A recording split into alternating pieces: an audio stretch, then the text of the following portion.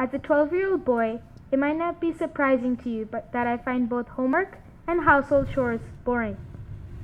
About 3 years ago, my brother came up with a law in our shared bedroom. Recently, he just split the bedroom in half, meaning that I would have 10 seconds to cross his half, and if I wanted anything that he owned, or which was on his half, I could borrow it by paying him a currency.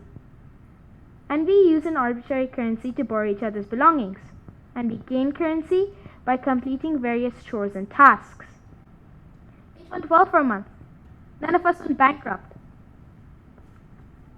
At first, we were drawing the currency on paper, but sometimes that would be time-consuming. So to counter it, we started to print our notes. Nothing illegal.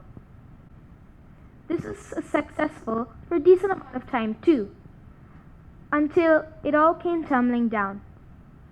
It became boring. We lost the fun of the situation, and it was forgotten and slowly waned off. Then, a spark of an idea came into my brain. Why not use a similar concept that would make homework actually sound pleasant? The hard question is how to create a new and improved system, and it must be fabricated flawlessly if it must last a long time. So 3 things a system had to be: flexible, efficient, and simple. Something that most people had fun playing was a game, and most games, if not all, had a point or currency system that you could use to buy accessories in that game. So why not use a similar concept? So I created a draft system and did some pilot work on it. And I also found out that 72% of the people I surveyed, would be motivated to use my system. So I created a system of some sort that would help organize your tasks. So you would first rate your tasks out of 10. The number you rated your task is the number of points you earn. And you could use these points for different recreational activities. And depending on the different activities would cost you different points. And the longer you did an activity, the more it would cost you. But here's the catch. You would first have to reach a point goal.